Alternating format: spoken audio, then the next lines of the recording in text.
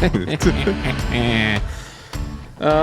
good? It's the David the Dog Trainer podcast 12. 1, 2. Almost at 13. An unlucky number. Oh, boy. It's a random one. Just got back last night at 9:30 p.m. from vacation. Dang. Didn't prep for this. We're going to talk about some stuff. I just posted about 3 minutes ago. I said, hey, looking for some topics. Hit me with some topics on the gram.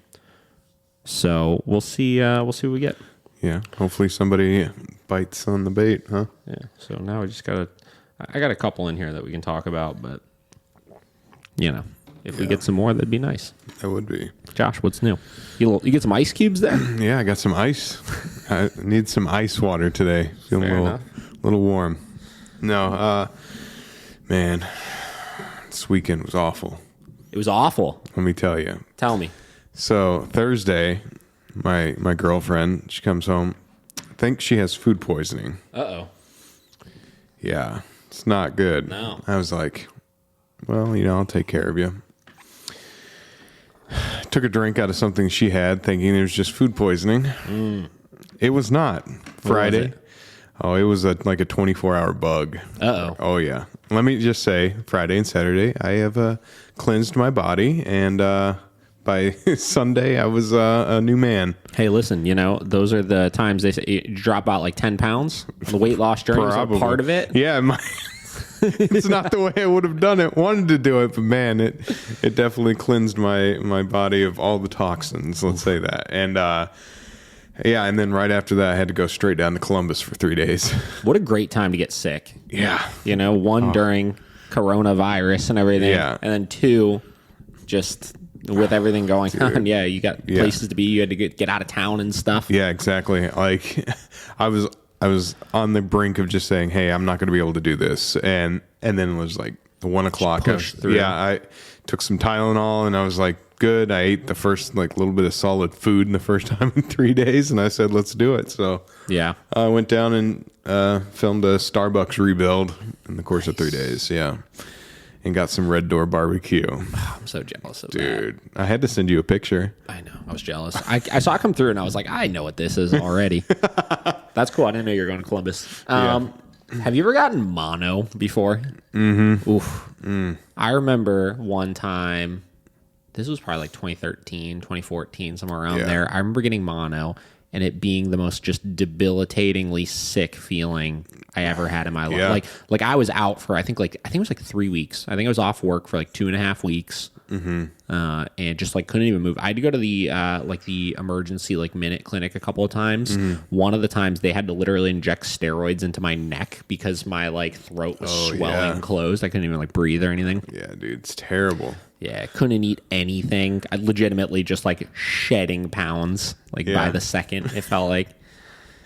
Yeah, I don't know. Being sick is the worst because it's I have things to do. Yeah, that's the worst part about it is how unproductive you are for that. But it's been a long time since I've been really, really sick. Yeah. So that's got to be awful. Yeah, dude. Especially I hate throwing up. I'm just going to say it. I hate throwing up. I'm such a bitch about it, too. Yeah. I'll sit there and wait. Screaming, ah! Yeah. And of course, Devin, she was just hers was one night. It was Thursday night, Friday, and then she was just fine, just walking around. Josh, can you quit being a pussy? Yeah. I'm like, God, why am I such a bitch? Yeah, dude, when I'm sick, I'm the same deal. I want to just be taken care of, and I want to be a drama queen about it. And it's not great. No, it's not great. I hate it, dude. I hate it. But otherwise, everything else was great. Well, that's fun. So it's just a random build in Columbus. Was this the same one? You were talking about this guy before. Didn't he have you do something else? Or he's the guy that did the rally. The rally also. Yeah. Nice. That's cool. Yeah. Good additional connections. Yeah, so it was really good. I mean, he wants to do even more after this, so I guess he secured 6 or 7 more contracts after this. So yeah, I mean, he doesn't want me to come to every one, but it's we're trying to get as much as possible, like I said, for his website and stuff. So it's going to be a next 2 or 3 month kind of project for me to kind of work with him. So yeah, that's good. And then I got a lot of good news actually for like restaurants and stuff. I feel like a lot of people are opening back up now that springtime's coming around. It's like, there's kind of light at the end of the tunnel for people. Aaliyah, they just announced they're going to be opening again. So I think I'm going to contact them this week and be like, hey, you guys have a new menu. Like, I'll just pro bono you. I want to work with you again. I want you to get your doors open. So I think I'm going to do like a little free shoot for them, just kind of like a welcome back kind of thing, because they were always good clients before everything shut down. So have you thought about doing? I look at situations like this and I take things to quasi the extreme sometimes and trying to find a balance here right now. Like, what if you did like a first 10 new businesses that reach out to me, share this around, first 10 people to reach out to me will get a free mini shoot of their like specifically for restaurants and bars and stuff that are reopening right now or something. Yeah. Because that's something I think that can gain some serious traction of getting shared around like crazy and helping to draw attention to you. Yeah. And then also just like it's giving back to businesses that have been like really struggling. Yeah. Yeah. I would definitely 100% be down for that. I think something like that would be really cool. Yeah. Also, what's that place over by the Rock Hall? The Nuevo? Oh, the place behind it? Yeah, that's like on the pier. Cool. Yeah, they hit me up. Did they? Yeah, that's awesome. Yeah, they're doing a new menu next month, so I'm excited for that. Yeah, I haven't been there in a while, but man, it was banging last time I went. I've never eaten there before, but I used to ride my bike down the Lakeshore Trail or whatever, and it takes you back around by where that Cleveland sign is behind the Rock Hall, where it is. Yeah, and it looked really fun. Yeah, it's like a really nice building. Like, talk about a fucking location, though. Yeah. Right on the lake, and like they have all those like windows and stuff. It probably looks great. Like at night when you eat there, see the city lit up and everything. Yeah, for sure. Yeah, so I'm excited for that. I feel like that one's gonna get a lot of traction. Yeah. Although the Cloak and Dagger menu I just did, man, it came really cool. Yeah, it's coming out great. What's this? You posted? You got some new product or something you were using to shoot their stuff? What was that? Oh yeah, it's V Flat World. It's this. They usually make like light modifiers, like walls and stuff, bounce light and stuff. But they started making these fake like vinyl tops, and they go from like wood to granite. They have a couple like coarse like concrete looks. But it's just simulates a flat surface. It's just like this fake board that I just put down, and I don't know, like the resolution, the quality of it's so great that like it looks like it's real. Yeah, for sure. So yeah, I just used it, and it has like two sides. And I was like, do you want hot or do you want cold? And he was like, I like that blue. So we went with the darker, the darker tone wood. And it came out really good, so yeah. It just gives like another like dimension, especially they have older tables there, like they didn't get. Well, they're going for that kind of look. Yeah, but it was just like Victorian look. Yeah, it just gave it like a different feel from like the photos we did last time. So yeah, and I got to do their cocktail menu in the next couple weeks. How often are they changing the cocktail? Are they changing the cocktail menu pretty frequently too? Not as much. They're trying to do that more like as the seasons change. So this one will probably be like a spring, summer. So they probably won't change it again until fall. Yeah. I think they're only trying to do like 2 a year. That makes sense. Yeah. Yeah, I think the cocktails you can keep pretty consistent. I mean, I know that, just from the handful of times we went, and Kurt, my brother-in-law, he goes there semi-regularly, and he's got like these, like 2 of them on the menu that he just like gets all the time. Oh yeah, he's obsessed with them. Same with food. I guess you don't really need to change it that often, but no, I do like when restaurants change up things pretty frequently like that. Yeah, he's going to change up the food again in the summer. Like he's already said that he's going to. So it's going to be like maybe like 3 months on the current menu. I think he's just going to do that probably like 3 to 4 month intervals. Yeah, so, I think those are really cool signs of a very artistic chef, like I remember the Pompadour, they were telling me that like, they changed that menu fairly frequently, because he likes to create new things and, evolving and evolution with it and stuff like that. And that's why there's so many people that are such diehard fans of these places, is because they could go there and get something different every time. It's like a band putting out a new album. It's like, I love listening to the hits, but I want something new every now and then. Yeah. Well, especially like someone like the Pompadour, like that higher like quality of food. I mean, I think it definitely. Well, Rusty's such an artistic person, so he was a painter. He was an actual artist before he started doing food. Yeah, and then he was just like, it just made sense. So that's why his food looks so beautiful, But, yeah, for sure.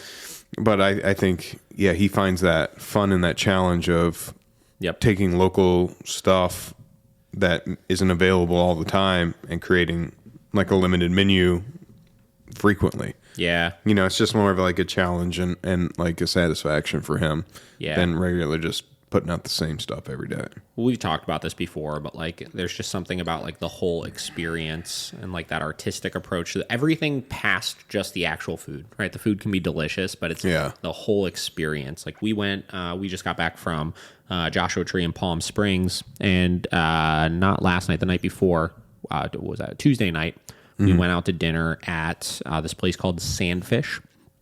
And Sandfish is a high-end sushi restaurant in Palm Springs, right?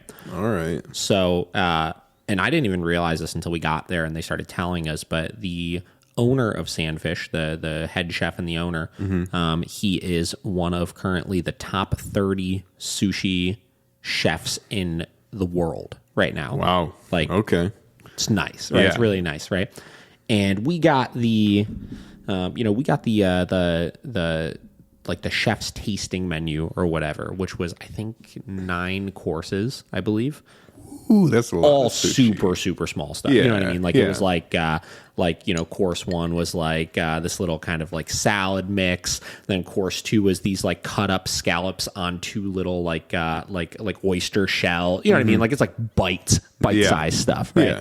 But it was unbelievable, just the presentation of each dish, how unbelievable the flavors were and things. Like they had this one, it was like a little cracker, right? That had this like schmear on it and like a couple other little things and stuff. It literally was 2 bites, right? Yeah. But the flavors coming out of it were just unbelievable. The presentation and the look of it, like how much attention went into those 2 bites. Yeah. Right? Exactly. It's unbelievable. Yeah. And we're talking about it. It's like, at this point, like, if you're going out to a restaurant and you're spending any amount of good money on a meal, that's kind of what I expect out of that, right? Yeah. Like I expect so much attention to detail and quality and, being able to really sit there for an extended period of time and enjoy ourselves and leave there just feeling like, wow, what an experience. You know what I mean? Yeah.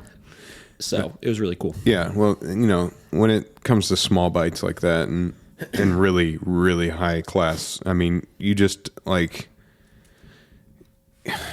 feel the passion just like bleeding out of each dish. Of course. Like that's why, even though it's these small little bites, like I don't care. Like I wish I could have more bites, but it's like, it makes it much more of a like intimate like experience. I think that you're getting this just like little morsel of like basically the chef's like totally like heart and passion. Yeah. Yeah. And I think that's really cool. Like you said, like those tasting little chef like courses. Yeah. It's just like they know how they want it to be presented. Exactly. Also. It's not like I'm going through and like, give me this appetizer and this entree and this and this. Yeah.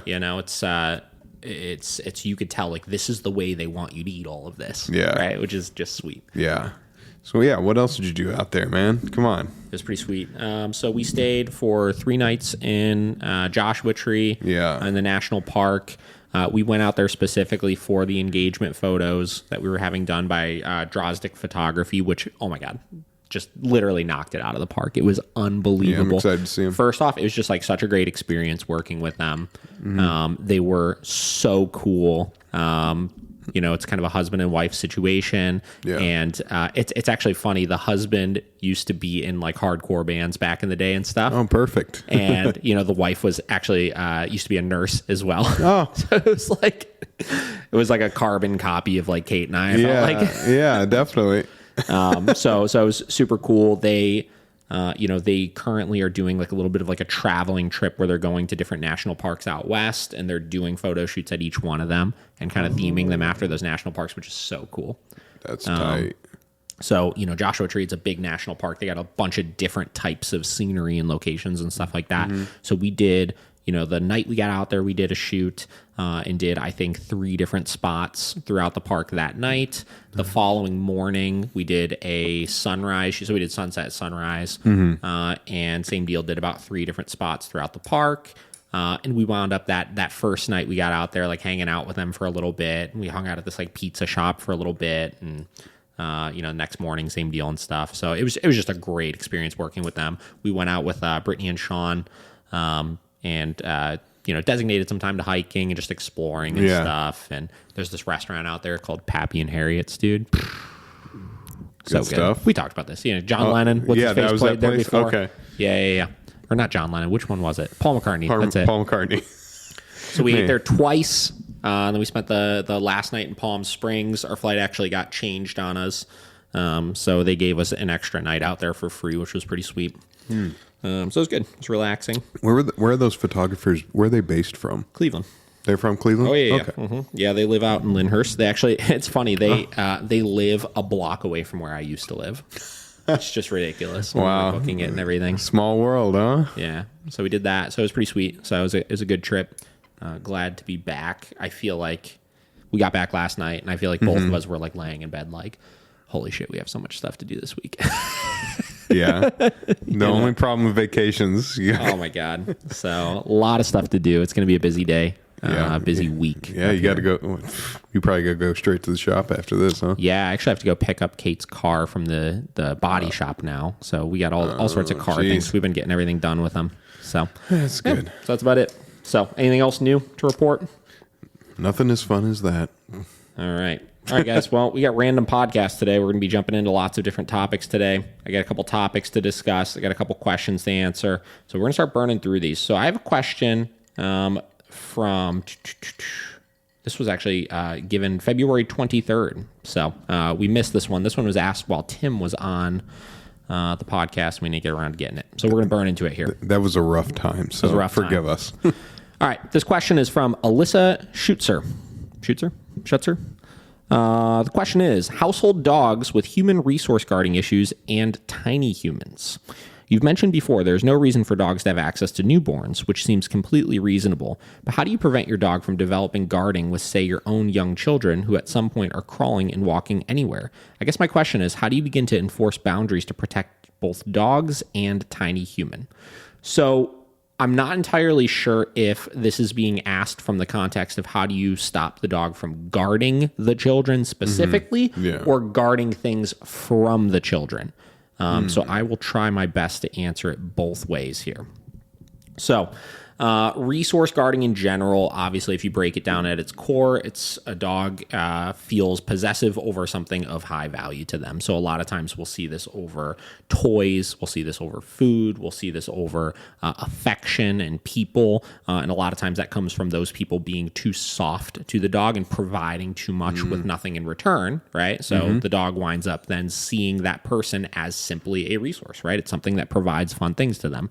So they want to defend that or protect that against other people, other dogs, anything they may perceive as a threat, right?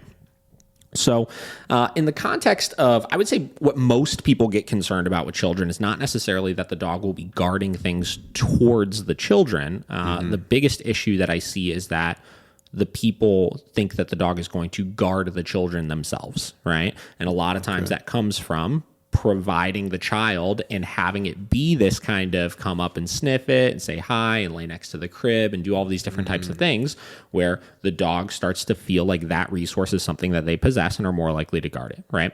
So that's why I'm so strict initially on the idea that they should have minimal access to that child initially, because we want to set that tone right away that the child is mine, not yours, right? And especially if we have a dog that has a history of guarding issues, they can quickly develop those tendencies towards people or towards dogs. So, all of this stuff, any of my answers I typically will give people are under the expectation that the dog has some degree of training already, right? Because if you don't have training, you can't really communicate anything very effectively, because we do use a lot of management techniques, like say down stays or bed stays, which are things that the dogs should need to know how to do. We need to have the training established in order to get them to do those things, right? So I can, if I take a dog that's untrained and the dog is having resource guarding issues and I say, hey, have the dog hold a 30-minute bed stay every day, then it's like, okay, cool. How do I get my dog to do that? Right. So you have to get the dog trained first and foremost. And,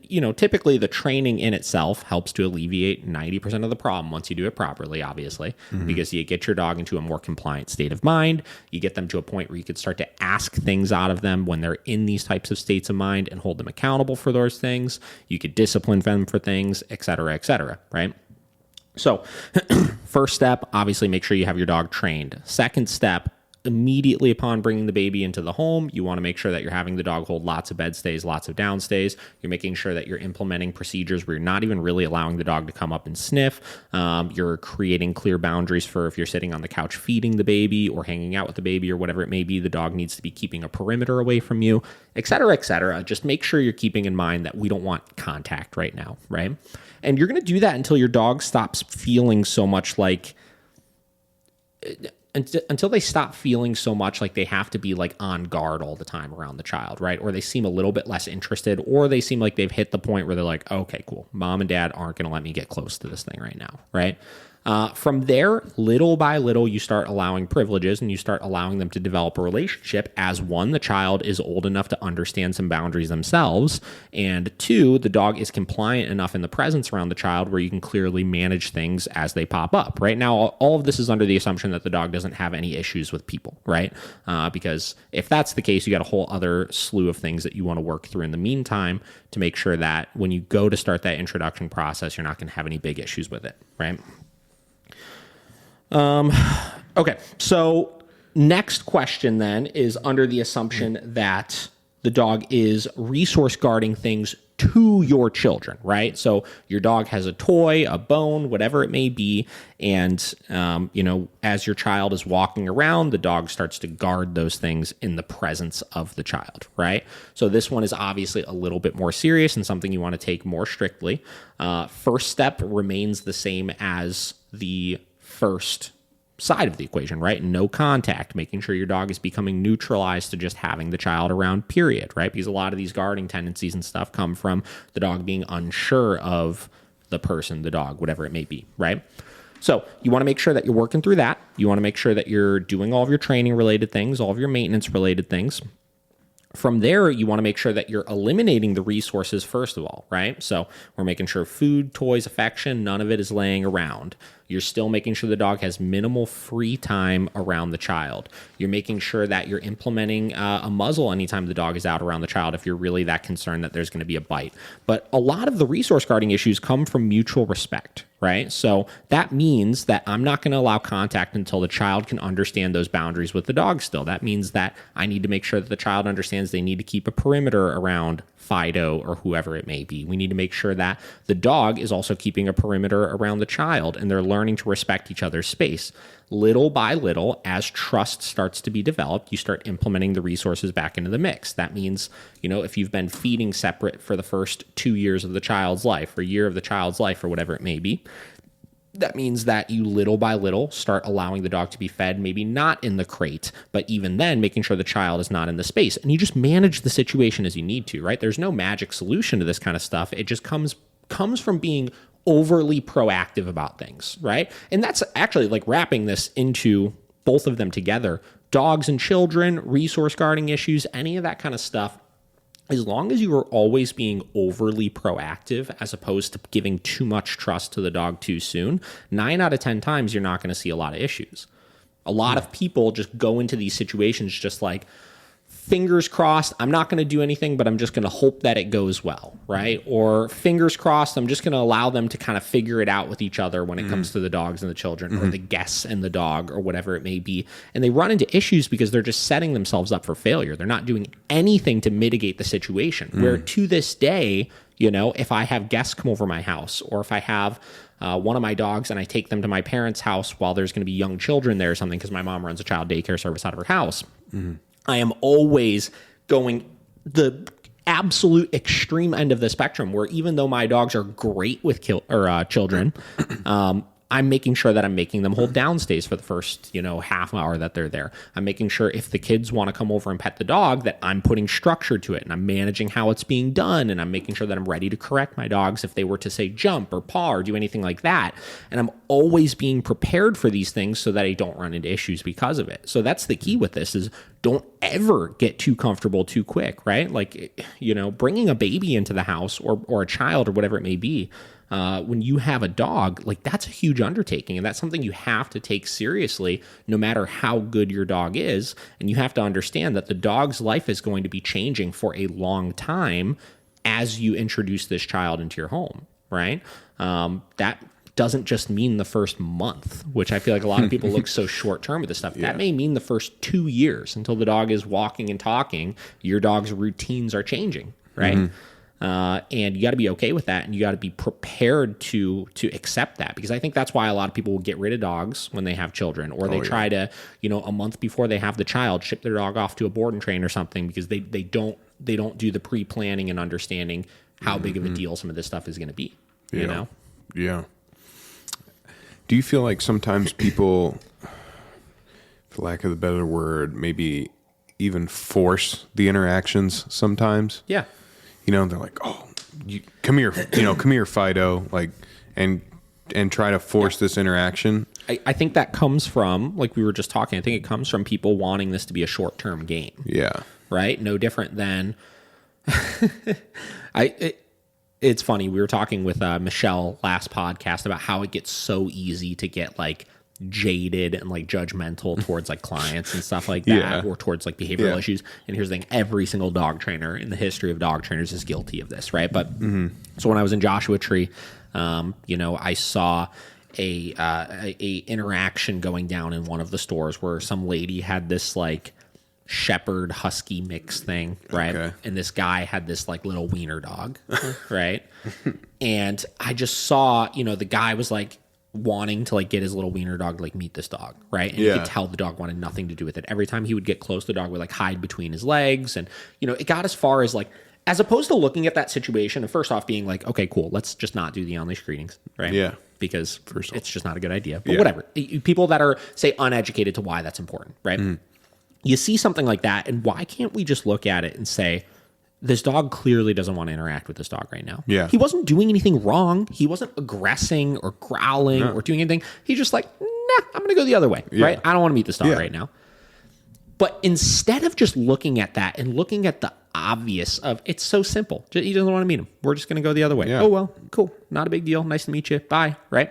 Instead of that, it went as far as this guy got on the ground. He picked up the dog and kept repeatedly setting it like 2 feet closer to this other thing, trying. And every time he did that, the dog just ran right back to him, and he kept trying. And then he tried I'm going to hold you in one spot and then try to get this other dog to sniff my hand and get the dog to come closer to, and it just like, it turned into this production, of just like, this dog, you guys have to like each other right now. Yeah. You have to sniff each other right now. Yeah. Right? And it just turned into that. And it's like, come on. Like this is why we have problems. Yeah. Right? Because we can't look at the obvious situation and look at and be empathetic to the fact that like he just doesn't want it right now. Yeah. Right? Exactly. We even see it with treats. I've seen so many times people try to give their dog a treat and say like a lesson or something, and the dog doesn't want the treat. And instead they sit there and they just try to like, come on, you need to want this treat right now.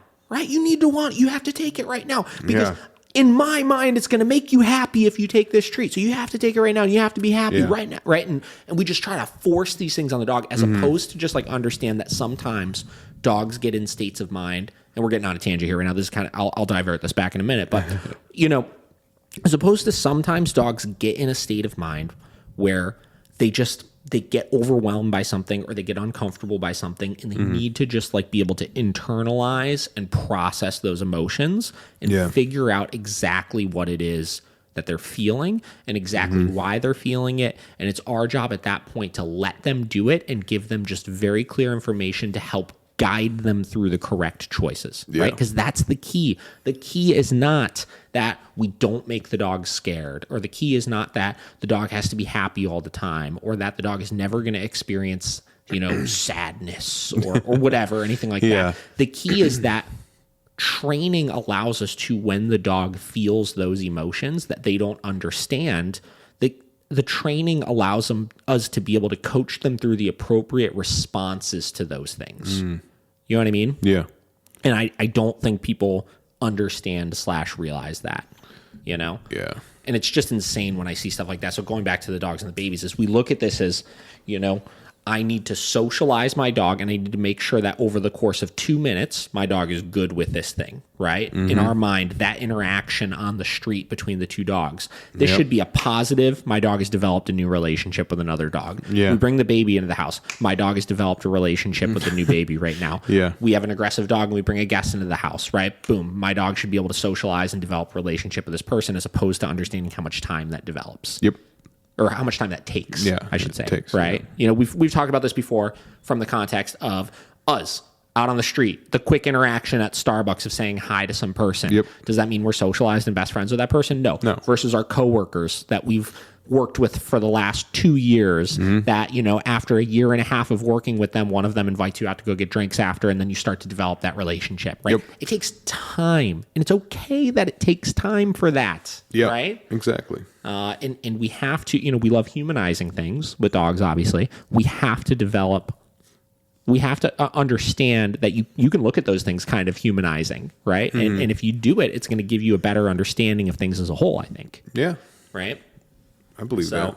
So I don't know. That's what I see the most, right? Is, and where your dog starts at just determines how long that process is going to take. It doesn't determine if it's possible or not, because I think any of these dogs can develop a relationship. And here's the thing, in the case of a baby or a young child or whatever, right? Again, I don't have a whole ton of context as far as how they're asking this question, but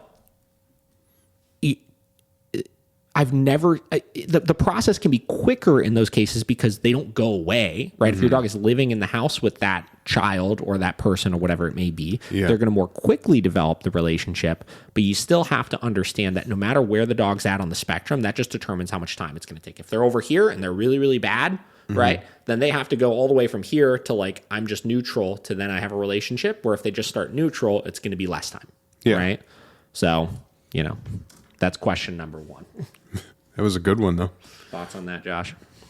I think you hit the nail on the head. It's just not forcing it, and just like realizing that your dog may not just overnight want to be your baby's best friend. Yeah, 100%. I mean, it's such, and I think people think, oh, look, this is a tiny human. You should know this. But a baby looks nothing like you. Nothing. It's like this little schlub. Things. This, I don't know. And it crawls around, and it just acts totally different from you. So it's just something new. And I don't know. Okay. All right. Question number 1 done. So we're moving on here. Next question. This is a long ass one here. I haven't even read it yet. So it's got parts though. I see part 1, part 2. Ooh. All right. So this question is from Ellie Beltran. Hi, I have another question / topic I would love for you to talk on your podcast. I'm sure I will have lots more to come, as I love hearing your perspective on these things. I'm loving the podcast, by the way. Thank you. Thank you. Thank you.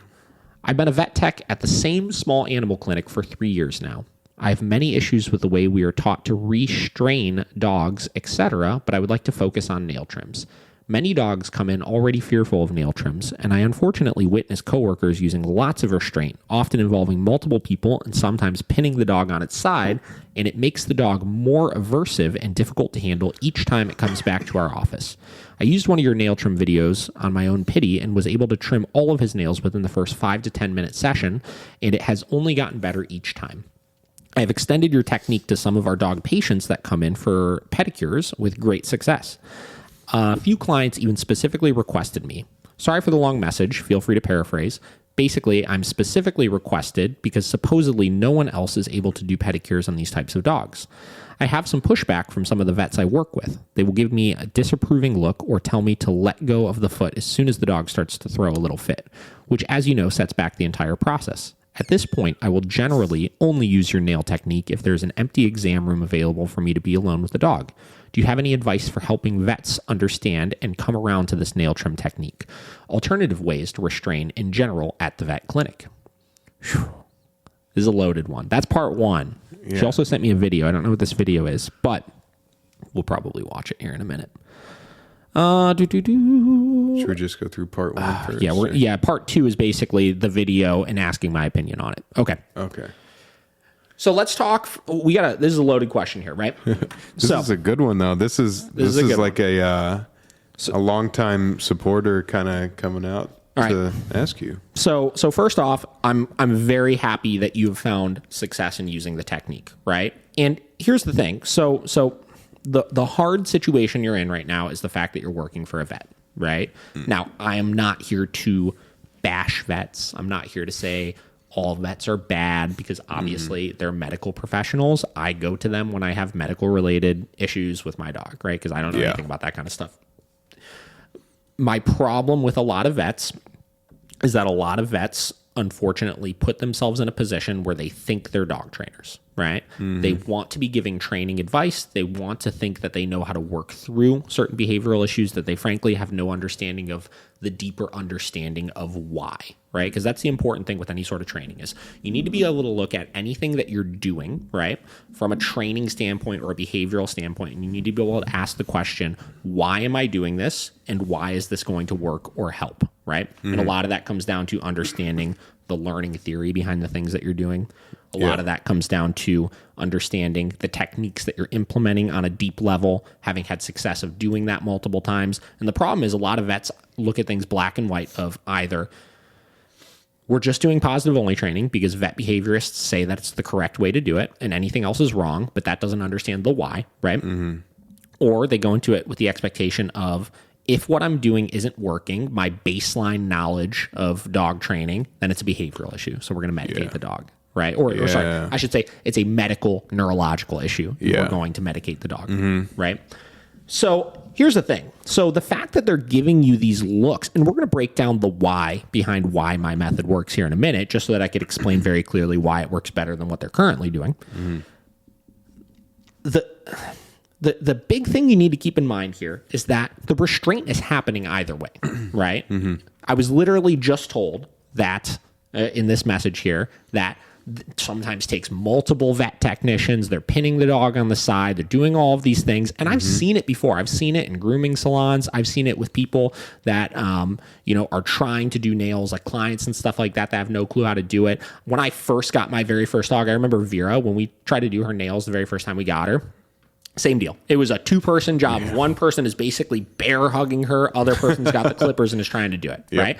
And here's the thing. You're correct. It does make things worse because what's happening is the dog is predicting a battle every time they go into it. And a lot of times the people that are doing the restraining, I've seen this in vet clinics a lot, the people that are doing the restraining are getting emotionally charged themselves. So it's just like we're feeding into emotions and we're restraining the dog and we're fighting the entire time and the dog's never giving into that fight and we're clipping the nails while the dog's fighting. And we're increasing the risk that we're going to quick the dog because the dog's moving around so much at that point, right? So that's going to make it even worse at that point. And, the problem here is that you're doing something different, right? You're trying something different and they're seeing in the back of their head that it's working, right? They're seeing the people come in and say, hey, I want her to do my dog's nails because it worked, right? She did a good job with it, et cetera, right? And the problem is I think a lot of people have a little bit of an ego to things when it comes to this kind of stuff. They see that and they see, hey, my method is working better than yours, but it shouldn't be. My method is the best. It's scientific, right? It's what the vet behaviorist told me to do, whatever, right? When they see that start happening, they immediately have problems with that and they want to essentially tell you, you got to stop doing it, right? So the problem is you're in a position right now where, I don't know what your level of authority at this vet clinic is, but like if they ultimately say, no, you can't do this, like you can't really do anything about it at that point. But I think a lot of it comes down to the ego in this point of view, and that's the reason why they don't like it. So how do you get them to be okay with it? I don't really know if there's a good answer to that. I don't know if you could really give them the, hey, this is how we do things, and this is why it needs to be done this way, and this is why it's working, and et cetera, and they're just going to be like, oh, that makes sense. I get it, right? So not a good answer to that, right? I think you're kind of stuck in a hard spot with that one. But what I will do here is I will outline why that procedure works, right? So let me get my little pencil and paper out here. Start jotting down some notes. How's the video looking, Josh? It's looking great. Oh. I like this. This is a great one, dude. I'm used to having guests, so I'm constantly losing my breath. So that's why I was like, ooh, he's checking the video. Let me get a little oxygen in myself real quick. Well, and man, these 2 questions are they're loaded. I want to make sure I get all the deets. Yeah, these are heated. I like it. All right, so let's break this down here. So my way of trimming dogs' nails here, and I'm going to try to outline this to the best I can, right? So one of the biggest mistakes I see people make when they see a dog that has issues with having their nails trimmed, right, is they'll come in and they'll tell me for the last year, whatever, I've been touching my dog's paws, and when I see him lounging on the couch, I'll go over and I'll rub him and give him a treat, and I'll touch his little nails and this and that. And they think that that's going to get them or get the dog more acclimated to touching their paws, right? Yeah. Let me first start off by saying that will never, ever do anything. Never. Because what is the issue here? The issue is not touching the paws, right? No. The issue is the dog not understanding how to deal with restraint, right? So touching the paw doesn't do anything. Holding and restraining the paw is where we see dogs freak out, right? And that's because 9 out of 10 times, any sort of restraint the dog feels, they learn they could fight and they can get away with it. Let's break down some examples of that. Pulling on the leash. Dogs realize when they feel restraint, if they pull into it, it gets them where they want to go still, right? Grooming, right? When we try to brush the dog will try to run away. They'll thrash. They'll freak out. They'll be able to get away.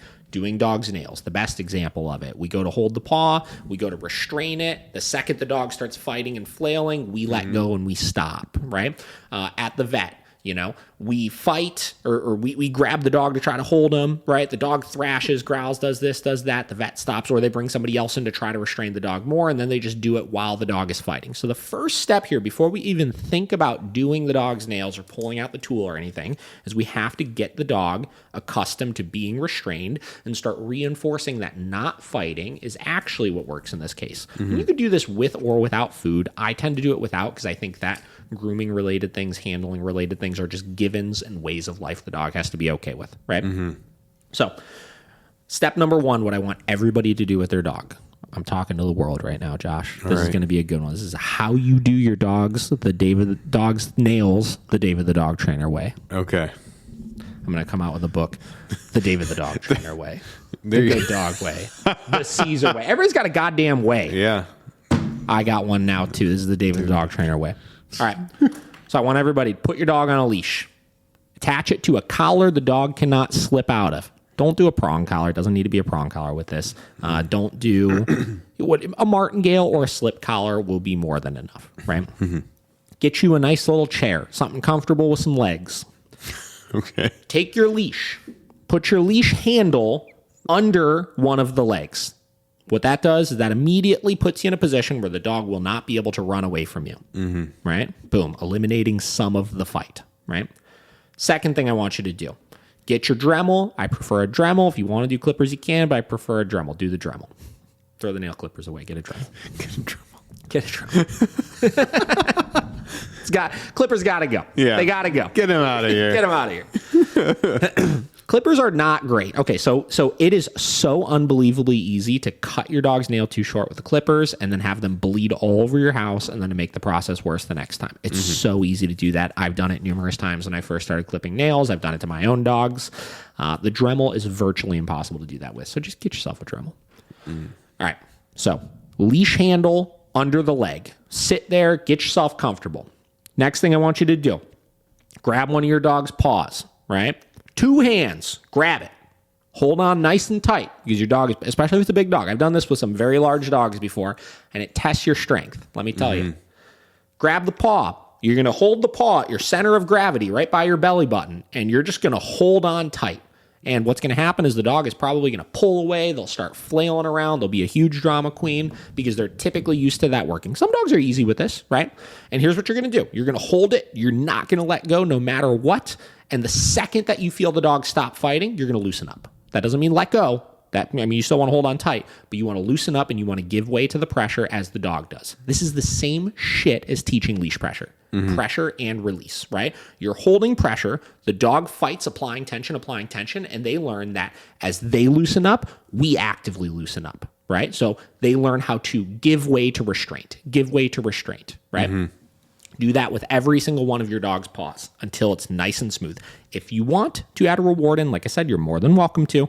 I don't typically do it, but it's not going to hurt anything. So again, looking at the camera right here. Hold the paw. Dog's fighting. Keep holding. Dog loosens up. We loosen up. Good. Reward. Grab the next paw. Hold tight. Dog fights. Dog stops fighting. We loosen up. Good. Reward. Repeat that as many times as you want. And listen, this process, you want to do it until the dog is very, very good with it, right? Step number 1. Teaching the dog how to give way to restraint. That's the key of this step. That is the goal of this step, right? Step 2, you're going to do the same exact process with the Dremel turned on and preferably in your hand. Okay. The reason why this step is important, even though it's virtually the same exact thing as step number 1, is because we have a lot of dogs that will develop an aversion to the tool itself, right? So what we need to do is we need to make sure that we're working through any fight or any flight in the dog as a result of the aversion to the tool. In the Dremel's case, the noise in itself can be an aversion to the dog, right? This one can be a little bit harder. Assuming the dog is better with the restraint, we want to try to do it with one hand and one hand. So this pen, say this is my Dremel. Excuse me. Grab paw, turn Dremel on. Dog's fighting. Wait till they give way. Good. Reward. Next paw, Dremel on. Dog stops fighting. Good. Reward. Right? Do that a bunch of times. Do that until the dog is smooth with it. Again, we're teaching pressure and release. We're making sure that the dog is first good with having their paw restraint. Second, we're making sure that the dog is good with the tool. Now, if at any point the dog fights too hard and you accidentally slip and let go, it's no big deal. That's why we have the leash attached to the chair so the dog can't really get away still, and it doesn't really reinforce it too much. Just jump right back into it if you do it, right? And here's the thing. I can't emphasize enough with some dogs, especially dogs that are really, really bad with this, they are going to totally flip their shit when you go to start this the first time. I'm telling you, it's normal, and if you follow this procedure, you'll get over it very, very quickly with them. If you give way to it and you look at, oh my God, my dog's in distress, I can't do this right now, you're going to reinforce the state of mind because that's what's happened this entire time, right? Yeah. Step number 3. Hang on. So hold paw with tool on. All right. All right. It's the biggest problem too. People just give in so easy. So easily. Okay. Step number 3. Now, step number 3 sometimes can be skipped here, but I like doing this one as a little bit of kind of a prerequisite. All right. Okay. So step number 3 is we pretend to Dremel the dog's nails to get them used to the sensation of the vibration from the Dremel, right? Okay. If you're using clippers, you don't really need to do this one. But again, get the clippers out of here. We don't want them. Get them out of here. All right. So step number 3, grab paw. Wait till restraint stops. Turn Dremel on. Flip Dremel over so that the actual grinding bit you're not using. Take back side of Dremel, touch nail, touch nail, touch nail, touch nail. Good. Reward. Right? So what we're doing here next is we're getting the dog used to that sensation on their paw, because that's another trigger that can easily flip them over the edge here. Yeah. Right? Again, you don't necessarily have to do it. I tend to skip this step a lot just because I know I could work through it with the actual grinder. But I think for some people, if we're looking at dogs that are really bad and you're doing this at home, I think for some people, you could spend, let's say, really, you just have like kind of 1/2 more steps, 4 or 5. Let's say you spent 1 week on each step of this, right? You are going to be able to work through this at such a better pace with your dog that it's going to be so much less of an issue in the long run, right? And you can take your time with it, where again, I choose to just kind of work through it right away because I know I can fight that fight with the dog and win it at that point, right? Yeah. So step number 4, actually grinding the nails. Now, there's some technique to this that obviously you need to know, obviously. But you would actually be doing the process of grinding the nails down. Now, here's a quick little technique as far as how this will look. I'm looking at the camera again here. Here we go. Okay. All right. So here's your Dremel. Let's say this pen tip is your grinding bit that's spinning, right? Here's your dog's paw, right? A lot of people will try to do this. They'll try to grind around and do all this stuff and make it look all pretty and stuff like that. Don't worry about any of that. If this is your dog's nail, right, and this is your Dremel, what you want to do is you want to have it at a 90-degree angle, flat like this. So, like this. And you want to go straight onto it. Don't turn it or anything. Just go straight on, grind straight, and you're flattening the tip is what you're trying to do, right? So you're going to flat, flat, flat. Once you finish all of that, if you want to, you can kind of round the edges. So you can go zoop, zoop. That's it. Don't try to do anything else crazy with it. And here's the thing. If you're working on this for a whole week or 2 weeks or something like that, usually what I recommend is just dock the tips. Don't even try to actually grind the nail down. Just continue getting the dog used to the sensation of like grind, grind, grind, grind. Because the more positive experiences you have and the more success you have with this, the better it will go, right?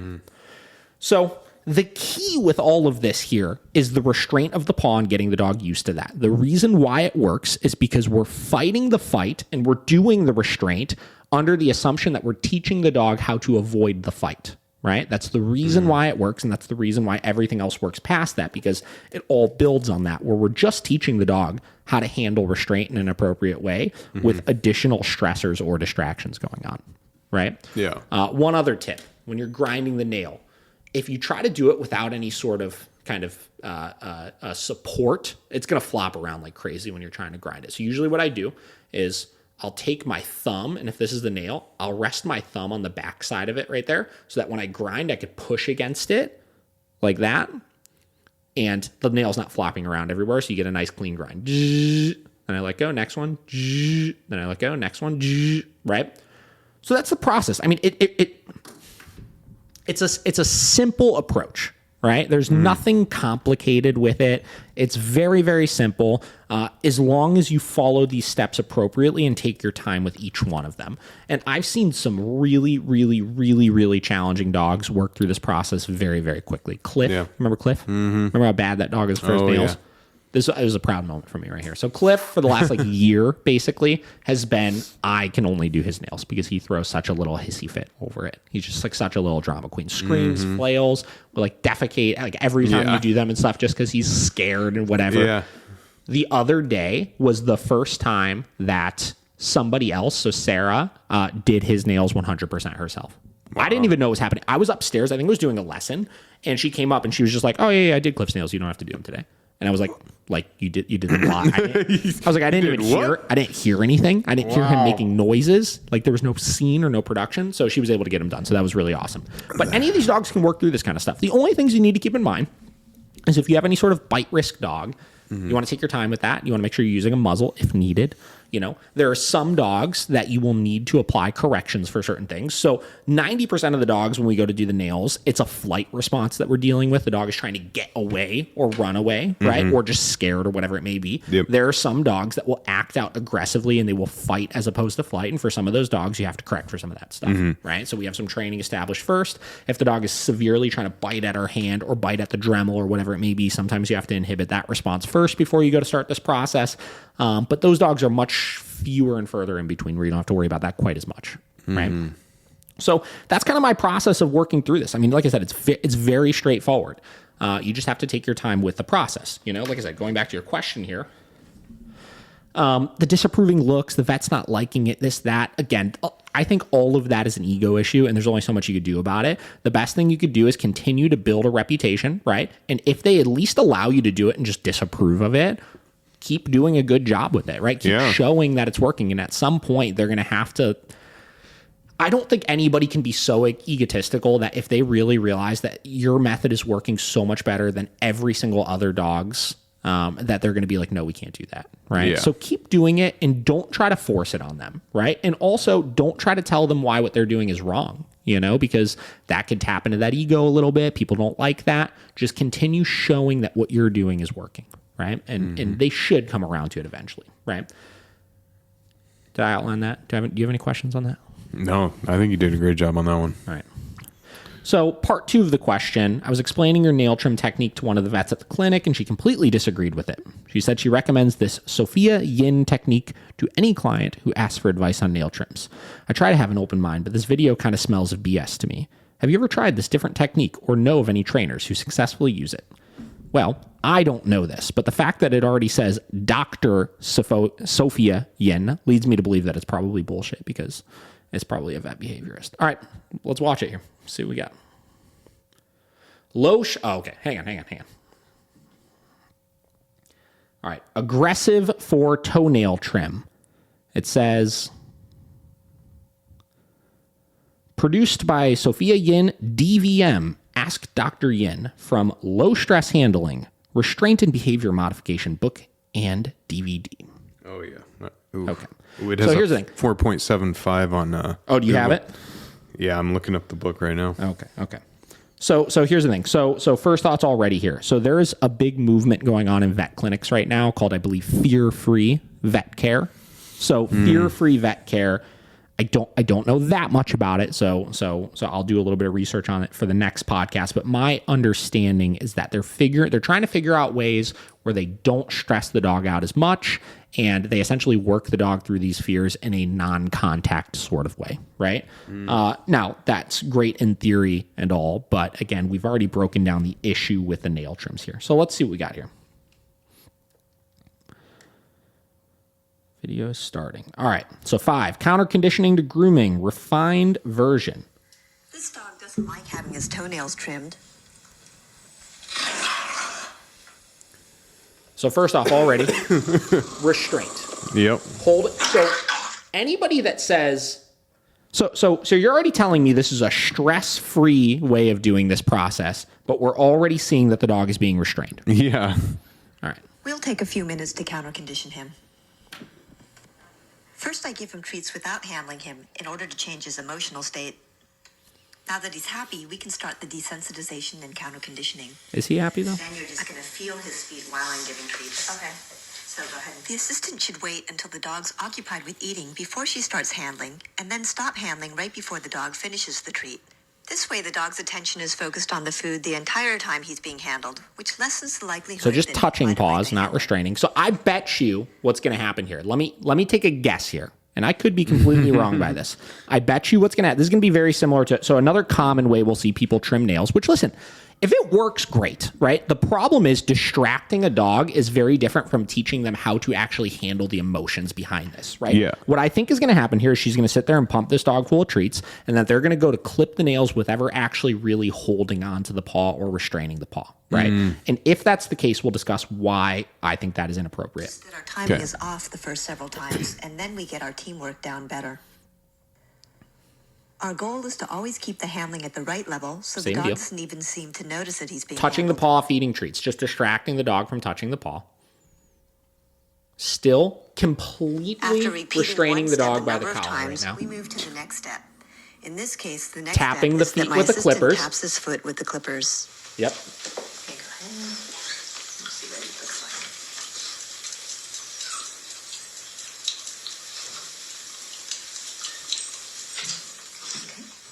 In between handling bouts, wait long enough so the dog can understand that handling equals treats and no handling equals no treats. He should be looking expectantly at you for more treats.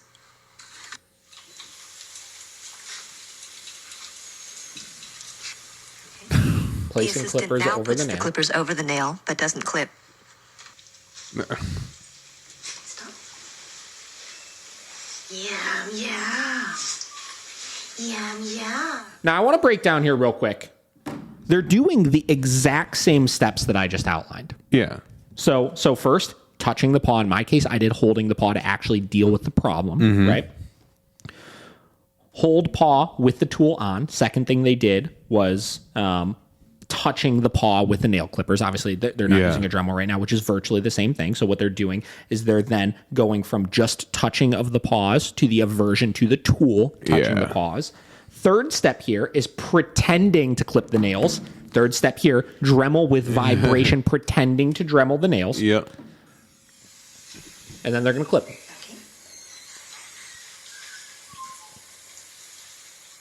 So you feel like you could. And finally, Now she she clips clips his it. nails while he's getting a treat.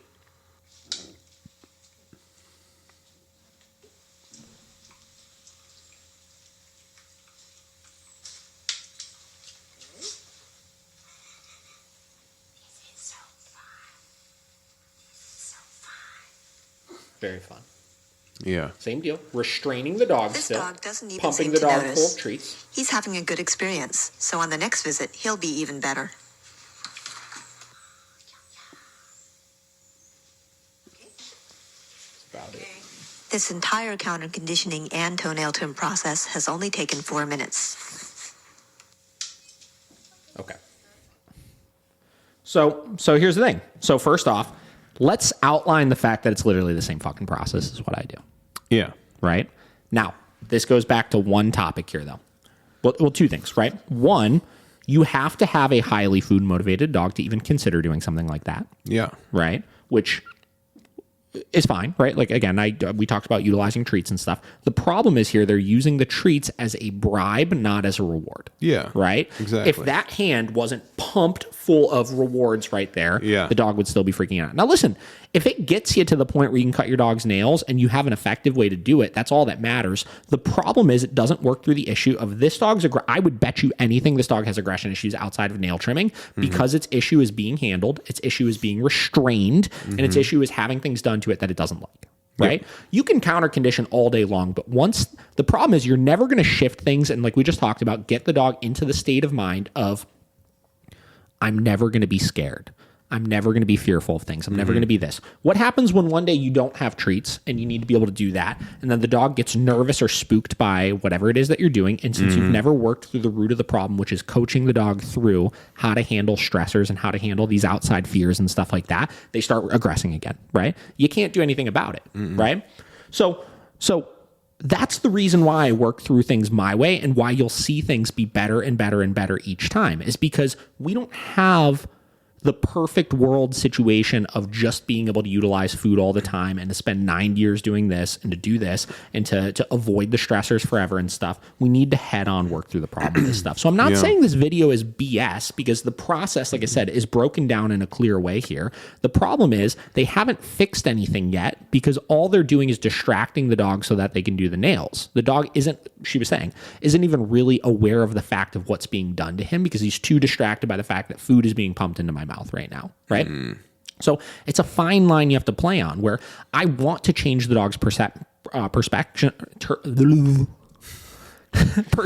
of things. Yeah. I want to change their perception of things, obviously, right? I want to get them to a point where they have a positive association with these things being done, but I don't want to do it in a way where I'm bribing the dog in order to do it, right? I want to teach them how to handle the stress first, which is the issue of the problem. And then from there, I want to change their perception over time of these different things. So that's the hard conversation when you have dogs that are having, aggression related issues, or you're trying to counter condition things, or you're talking like how much food do we use versus how much correction do we use with certain things. You got to figure out the balance with a lot of that. Now, another thing to keep in mind is when they were first showing the aggressive responses with this dog, they were literally bear hugging the dog in her lap, right? Now, anytime you put the dog in a position where fight or flight, flight is not an option, they can't get away and they're already being restrained, they're going to be more likely to aggress, which is why I start with the dog in a neutral position on the floors, because a lot of times that in itself will help work through the problem as well, right? They don't feel as restrained by things. I'm only restraining one paw as opposed to restraining the entire body, so they can kind of get away and pull back and create some space and stuff and not have as much of a response to it from that as well. So this is a hard one. Like I said, there's, this, we're going to have to do a whole podcast at some point on the conversation of like positive only and like a lot of the behaviorist methods of counter conditioning and stuff like that versus the way that we train. because here's the thing, everybody knows, like, we love training with food. I love creating good associations with things. I love reinforcing things. I love rewarding the dog for things and stuff. But I'm aware that the world that we live in is not conducive to just doing that, right? You have to teach the dog how to deal with environmental stressors as well. So, great question, though. Yeah. Yeah, her like introduction is talking about, she starts out as my caveman days. My caveman days. Yeah, before all the positivity came in. Yeah. It's literally, is that the book? Yeah, the book. What's the description of the book? Let me see. First, it's handling, restraint, and behavior modification of dogs and cats. Low stress techniques for developing patients who love their visits. Mm-hmm.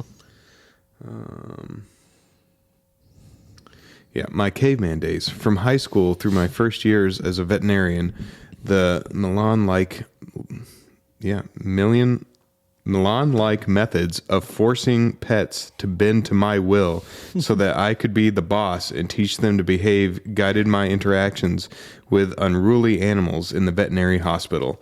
I took this approach because it was what I had been taught by different trainers starting 20 years ago. So, yeah, and she just goes into why. The problem is these vets are not they're not dog trainers. Yeah. You know? Yeah, I know. She even said trainer, you know. Yeah. So I don't know. Like I said, we'll do a whole podcast on that in the future. It's such a complex topic because I'm with them, right? I don't want to have that like tough guy approach all the time, or that Bridget referred to as like the alpha male personality. Yeah. Whatever. You know what I mean? Like that's not the goal with any of this kind of stuff. But we have to understand that a lot of the examples that are used in the veterinarian world I remember being told one time, you know, if cheetahs can, you know, we can get cheetahs to wait for their food, you know, without an e-collar or this or that, then we can teach dogs how to behave without them and stuff like that. And it's like, okay, first off, that's like the highest value reinforcer ever for them. So if they figure out that, you know, what they need to do to get that's the only way they're going to get it, then of course. But I would love to see these people do those things, not behind barricades and not in a controlled environment and all that stuff. You know, go out in the wild and try to train your cheetah how to do that and see how it works out for you. Yeah, you know? Not very well. So I don't know. There's too much to that for sure. So do you feel like there's a I don't know, not maybe like an animosity between the training world and veterinary world? Yeah, for sure. Yeah. Yeah, I mean, obviously, like that's why there's so like 90% of our haters in the greater Cleveland area are the veterinarians. Like there are a lot of veterinarians out there that do not like what we do. I used to tell this story a lot. I had there was this dog Wicklow that did a board and train with us 3.5 years ago, something like that, when we first opened our Cleveland location. And I remember Wicklow was a little Arendale. He went to Rainbow Veterinarian Care out on the east side, right around the corner from South Euclid facility. Okay. And, you know, they had just signed up for the board and train. They were really excited. And the wife took Wicklow to the vet. This was like maybe 4 weeks before he was going to start. He had to get some shots and stuff. She took him there and she was all excited and told the vet, you know, yeah, we just signed Wicklow up for training. He's going to be starting next month. You know, we're so pumped for this, whatever, you know. The vet legitimately started screaming at her over it, telling her how she was being irresponsible, telling her how she was going to send him somewhere that we were going to abuse him, just saying all of this ridiculous shit. And again, legitimately yelling at her over it to the point where she left the vet office in tears. And I got a phone call then about 20 minutes later from her husband. And I remember him calling, and I obviously didn't know what had happened at this point. And he was just like, hey, do you know Rainbow Veterinarian Clinic? And I was just like, I mean, yeah. Obviously, we knew they didn't really like us a whole lot over there. But we knew who they were, whatever, yeah. I was like, yeah, I mean, whatever. And he's just like, can you explain to me why my wife just left there crying because she told them that she was going to be sending our dog to training with you? And at that point, I'd explained to him, I was like, I'd explained the whole, like, this is why vets and trainers hate each other so much. And frankly, I don't understand why any business or professional, right? Somebody that's a doctor, right? I don't understand why anybody can feel like it's their responsibility to be so berating and rude to somebody over a choice that they made like that. Yeah. You know what I mean? Like like, first off, we didn't ask for your opinion on it, right? So stay in your lane. Second off, you're not a trainer, so you don't know anything about this. Third off, like, where's your, like, you're literally telling somebody that they're abusing their dog by doing that, right? Do you understand how harsh of a statement that is to tell somebody? That's a bold statement. That's so insane, right? But that stuff happens all the time. We have plenty of clients that once they start training with us, they go to whoever their regular vet is, and they have to switch vets because they'll bring their dog in on a prong collar or on an e-collar or whatever it is. And this is the most passive aggressive one that I see all the time. Is they'll give the dog to the vet, they'll take the dog into the back, and then they'll bring the dog back out, and they'll have taken all the collars off and then just give them the collars, because they don't like that the dog has the e-collar on in those cases. It's like, oh, okay, cool. You took all those other collars off, but my dog's regular collar and tags and stuff are still on. So obviously you didn't need to take the collars off. You just chose to take them off because you're trying to be passive aggressive because you don't like them. Right? Exactly. So we'll see stuff like that all the time. We'll see same deal, just comment after comment of like, you guys shouldn't be doing this. There's better ways to train the dogs. There's more humane ways to train the dog. Blah, blah. Just giving their 2 cents all the time, right? Where, again, like, I'm not a medical professional. I am not going to be giving, and I even say it all the time. People will ask me medical questions about their dog, and I always tell them, I was like, I don't know. That's not my specialty. That's not what I do. Take your dog to the vet for that. So I don't understand why they think that it's their responsibility to be able to do that as well. Yeah. It's like they don't know how dogs react. Like, they don't know the whole life of the dog or why it needs that train. I don't know. Yeah. And I feel bad because we'll have clients that also like ask me, like, say their dog is like horrible at the vet, right? For whatever reason. They'll be like, hey, can you come with me to my next vet appointment? And I've done it a couple of times for dogs that are like horrendously bad, right? But like 9 out of 10 times I say no because I'm not trying to step on their toes, right? They have their ways of doing it, and I can give you better ways to handle your dog. But I always say once the dog is handed off to the vet, it's their responsibility to do their thing, right? And if you don't like the way that they're doing it, then you can find somebody else that's more open to doing things your way, right? Exactly. I know with my vet that I take my dogs to, I have a great relationship with them, Tremont Animal Clinic. I adore them because they're open to, they know that I know what my dogs need, right? And I've had other clients that take their dogs there before that. They know what their dog needs. So because of that, there's not any great issues or anything. They'll adjust things as needed. They allow me to handle my dogs as opposed to, having the techs and stuff like that do them there and all that kind of stuff. Because they know what that individual dog needs, right? But aside from that, if you take your dog somewhere, it's their responsibility to kind of handle those types of things. So you got to figure out who you trust the most with that. That's awesome. So crazy. Yeah. I feel like there's there's the 3 sections of like the dog world, there's the vets, there's the trainers, there's the kennels, like the pounds and rescues. And I feel like it's almost all 3 are on different pages at all times. It seems like you're 100% correct because again, anybody that works with animals likes to think that they have a better understanding of the animals than they actually do, right? And I'm not saying that in a blaming way. I don't know much about the rescue world, right? I don't know much about the vet world, right? But the problem is, I think a lot of people, and it's the same with clients, right? Like when you have a dog, it's kind of like you have that responsibility of, I should know how to train this dog, right? I should know what to do to make this dog better.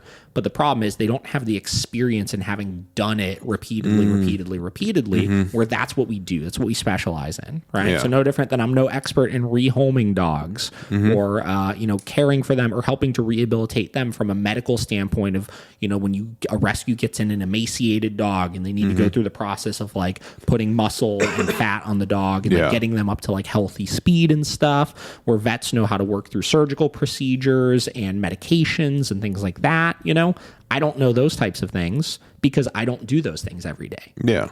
So it's hard. Like I said, it's a very, very polarized pet world. It really is. Yeah.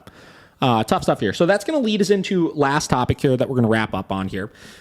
I've had a lot of clients ask me lately, what are some things that I can do to prep my dog for training? Right? What are some things that I can do to get my dog to a place where, they're going to, they're going to be able to take the training process much easier. And the number one thing that I see on this list is developing the dog's food drive. I would say that 90% of dogs that come in either have zero food drive, right? Which means that they don't care about the treats. They don't care about their own food. They're usually free fed at home. Or they have completely inadequate food drive to be able to work through things. So yeah, maybe when you go grab the treat box out of the pantry, the dog gets a little excited and is like, hey, I'm just going to get a little freebie right now or something. But they don't care enough about that food drive to work through a lot of those kind of day-to-day basic stressors that are going to be involved in the training process. And I always say, obviously, we train plenty of dogs without food, right? We have plenty of dogs that come in that we're on a time crunch with, or, they just don't, the owners don't care enough about that or whatever it may be. And we still get the job done and we're still able to train it. But that process just goes so much smoother when you have some motivation, right? We talked about the nail trim process. We saw how that one dog was able to overcome some of those stressors just using food, which is great, right? But in order to do that, we have to have the conversation of making sure that we're developing that food drive first with dogs if we want to start to counter condition things or to teach more complex behaviors or things like that, right? So I'm going to give people some tips here, the David the Dog Trainer way, on how to develop food drive with your dog. We're going to be talking about developing food drive real quick here. Man, I was just telling Josh, anytime I get back from vacation, I feel like it takes me like at least 2 hours of discussing dog training related things before all of the juices are just flowed back into my noodle. And here we are. I feel as we're going through this conversation, I feel like it's just like my brain's just like going from being a dried up sponge to just like to like a plump little, I don't know, shooting out all the information the way that it needs to be going. Plump brain. I'm catching up with things here. So bear with me, people. All right, so building food drive here. So again, one of the most important things you could do before the training process, it just helps with everything. Again, just like positive only trainers and like people in vet clinics and stuff like that like to only utilize positive reinforcement or negative punishment, which is removing food to discourage a behavior. So nothing aversive, essentially, like that, right? I also think that the other end of the spectrum of just using negative reinforcement or positive punishment is also not the greatest, because you're leaving out so much communication that you could be giving the dog, right? Yeah. And listen, anytime we have the ability to tell the dog both yes and no at the same time in a way that the dog really understands, the process is going to be better, right? Yeah. So build your dog's food drive so that we can do that more effectively, and so that they can learn more clearly and they can have a better understanding of things. We can decrease stress and we can make it more efficient in the long run. So here's some tips on doing it. So tip number 1, before you start training, immediately when you sign up for your training program or when you start deciding to consider your training program, I want you to take all the treats that are in your pantry and I want you to throw them away. Or give them to a friend if you don't want to, There we go. Get rid of things. You don't want to just throw them away, right? But you got to throw the snacks away. So a couple reasons. One, if you're just freely giving out stuff like that all the time, or just in your house when your dog goes pee or something when they're 7 years old, it's like you're immediately decreasing the value of anything else that you're giving your dog, which their food is what we want them to be valuable for. Yeah. Because when we do the training process, we use the dog's primarily daily food, because it's cheaper, it's better for them. We can measure it in. We know we aren't overfeeding the dog at all. And since we use a ton of it, there's a lot of kibble that we feed our dog. So we have more rewards we can give. A lot of these treats and stuff, people don't realize how many calories are in them. So we looked it up the other day. I was asking a client, we're talking about developing food drive and stuff. And I asked the client, I was like, well, what extra stuff do you give the dog? They're like, literally nothing except, one of those greenies every night, right? And it was one of those jumbo greenies that they sold. And we looked it up online. That jumbo greenie had 400 calories in it. Wow. For a dog, that is insane amount of extra calories to be feeding them, right? Wow. Other things to factor in, obviously, the calories in all of the additional things you're giving, or just the kibble, right? Each bag of food has a different calories per cup to it as well. And this is something that I've done a lot of research on in the past to make sure that I know when different clients are coming in with different foods about how much that should be sitting at, So eliminate all the snacks. In addition to that, eliminate all the extra fluff that you give them. A lot of people like to put all these like blueberries and like a little bit of wet food on it, and they like to boil up their chicken and do this and do that. And again, anything of higher value than that kibble you give the dog, you're decreasing the value of the actual kibble for, right? Yeah. I've never in my life seen a dog that was not motivated enough for their kibble. I've only seen dogs that are either overfed with kibble or given too much extra stuff, or they realize, hey, if I hold off on this, I'm going to get the good stuff later, right? I understand there's health reasons and stuff why people like giving all those things, but here's the thing. Your dog is probably going to be fine on kibble for just a little bit, and then once we finish the training process, if you really feel like adding all that stuff back in, you can, right? So eliminate all of those extra things, and we're going to go down to just a bare kibble diet, right? Second thing that you want to do here, you want to eliminate the dog's ability to free feed. So what is free feeding? Free feeding is when you're leaving food out all the time for the dog, right? You leave the bowl of food down, you fill it up, and you just leave it there all day for them to go and graze as needed. And I've heard every argument in the book for why we do this, I've heard that, my dog knows how to regulate how much they eat, which is bullshit because I don't even know how to regulate how much I eat. Yeah. It's always those people too. You look at their dogs and they're like, are you sure? Are you really sure he knows how to regulate? I've heard the argument of, free feeding the dog, teaches them to not just gorge anything that's in front of them. It teaches them only to eat until they're full, which again, listen, it's a dog. I want to have control over how much my dog is eating, right? Yeah. Here's some benefits to switching from free feeding. Biggest benefit here, digestive issues. Yeah. I have plenty of clients that their dog will just gorge themselves at random times throughout the day because they don't eat all day and they know it's down all the time. And then they get hungry, then they eat a ton of it, but it's at different hours throughout the day. So the dog is shitting unpredictably. Yeah. Right? All the time. They're having digestive issues. They're needing to go at 2 a.m. You know what I mean? So you're going to get all of that on balance. You're going to have the dog on a clear schedule, right? Including puppies, because I see a lot of people fall into this trap with puppies as well, right? Other benefits to it, you're going to develop the dog's food drive immediately. Other developments to it, you're going to be able to utilize that feeding at specific times as you want to, as is going to be convenient with your schedule, right? You don't have to worry about all of the additional stuff behind it. So switching to a structured feeding time. So now we discuss, how do we do that? Okay, so first and foremost, pick up the bowl, put it away. Let's start at day one here. Day one of switching from free feeding to a structured feeding schedule here, right? Yeah. Right? So what you're going to do is, now listen, people are going to fucking come at me with pitchforks and torches here for this as well. But I baseline this stuff all, right? So so if we get a dog that comes in that is, say, under 45 pounds, I'm going to guesstimate right at about under 45 pounds. For the first 2 weeks of doing this, I feed the dog 1 cup a day. Half cup in the morning, half cup in the evening, right? Yeah. If the dog is over that, and here's the thing, honestly, unless the dog is like a Great Dane or a Mastiff or something that I know is going to be well over that. If it's like a 50 to 75 pound dog, I'm going to do 2 cups a day. So 1 cup in the morning, 1 cup in the evening. And that's my baseline starting place here. So under 45 pounds, give that dog half cup, put it down in the morning, give them 5 to 10 minutes. At 5 to 10 minutes, if they do not eat all of it, pick that bowl up, pour that food back in the bag, and then try again for the evening. Now, this is the key with this. This is not rollover food. So let's say the dog eats half of it in the morning. They eat a 1/4 cup, right? Do not give them 3/4 of a cup in the evening thinking that's their total daily food allowance. And this is why. A lot of these dogs, they need to balance themselves out with this, right? So if we give them food in the morning, a lot of these dogs aren't used to eating or gorging themselves until later in the evening. But the problem is if we give them all of that food then, way too much in the evening, they're not going to be hungry in the morning again, right? So be prepared for the dog to skip that first meal and not eat any of it and then only get a half cup in the evening. And then that day, they get half of their daily allowance of food because they learned that when I didn't eat what was presented in front of me, I didn't get it later, right? Yeah. So what happens then is the dog's a little extra hungry in the morning. Then they eat all of it that time, right?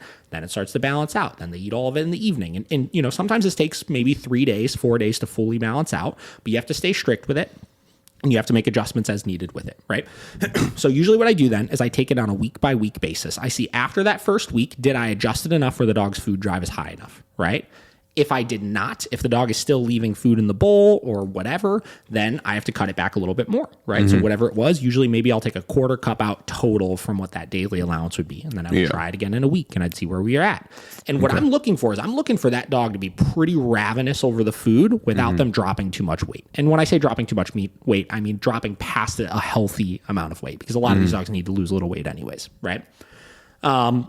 If for whatever reason I've dropped it too much and the dog is, skin and bones and losing weight really quickly and stuff like that, all you have to do is up it a little bit, right?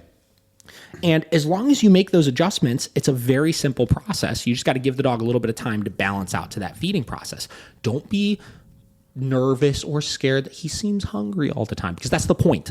We want the dog to seem hungry all the time. So that when I take out that food for a training session, they're like, fuck yeah, I want that. I want to work for that. I want to figure out what I need to do to get that, right? And, that's what I'm looking for out of these dogs. My dogs, if I take food out at any time throughout the day, they get jacked up for it. They're super pumped.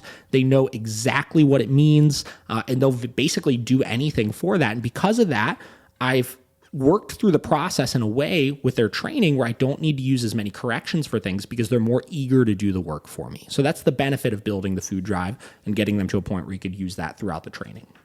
So pretty simple process, but that's my way of doing it. I mean, it is. It's a simple concept that I feel like people think is so hard. So hard. Yeah. Yeah. I don't know. I mean, it's developing food drive. It goes a long way. I made a post the other day on my personal page, just because I haven't really posted a whole lot from it lately. Most of the posts have been from the Miracle page, and I was talking in it about a new dog I have in right now, Fritz, that I'm working with, and a lot of his training process. And Fritz had pretty good food drive when he started his training, and we made a couple adjustments to it to make it even better. And it was really cool because the video that I posted was 10 days into his training. And, we had done some e-collar training. We had done prong collar training with him and stuff like that. But the level of reliability that I have with him already at this point, from the standpoint of his recalls, his downstays, his bed stays, all of that good stuff, it's so high already because he has such good food drive. Now, here's the thing.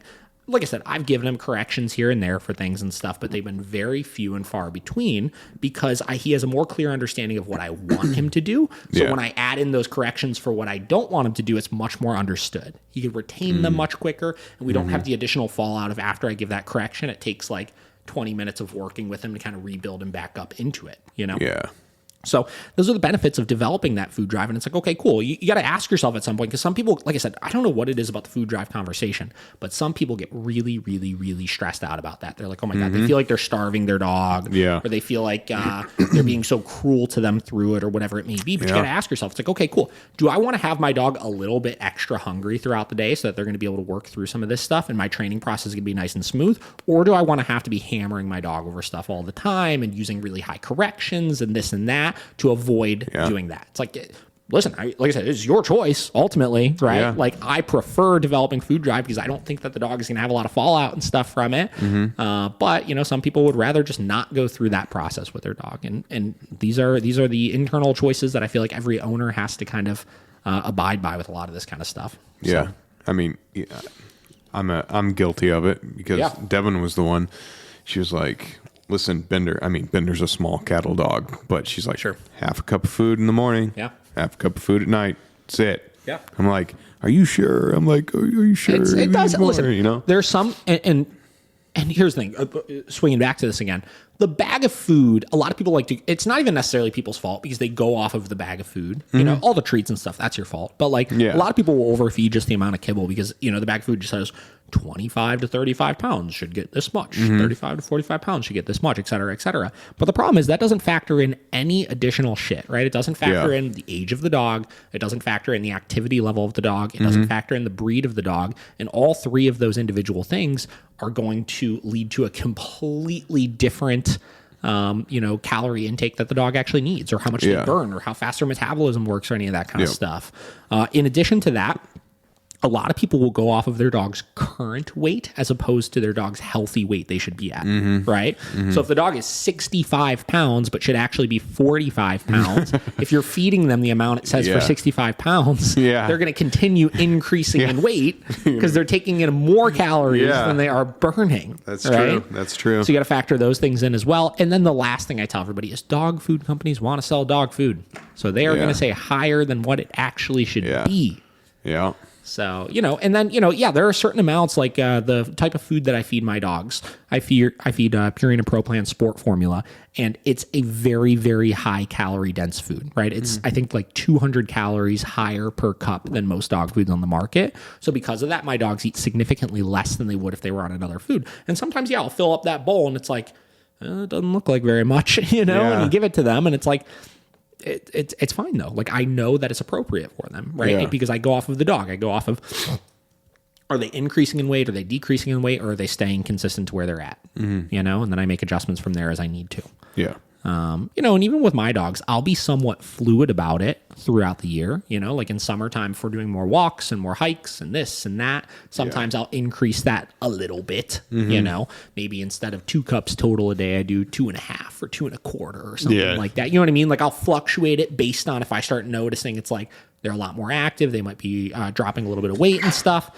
And kind of go from there with it. But I'm going off of their amount of food drive that they have, right? I still want that food drive to be really high while making sure that they're maintaining a healthy weight. So, so that's like the number one thing that I could see you do to help the training process just infinitely as you're working throughout the thing. So, okay, cool. Well, we're an hour and a half in. We're going to end this one a little bit early.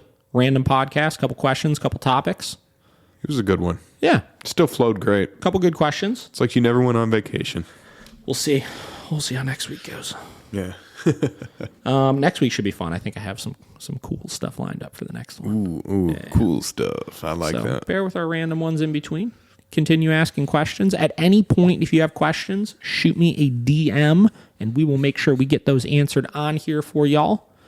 But aside from that, that was the David Dog Trainer Podcast 11. Sounds good. Do we? Josh Dobay Productions, website and Instagram. Hit us up, David the Dog Trainer, Miracle Canine Training, miraclecaninetraining.com. And that's a wrap.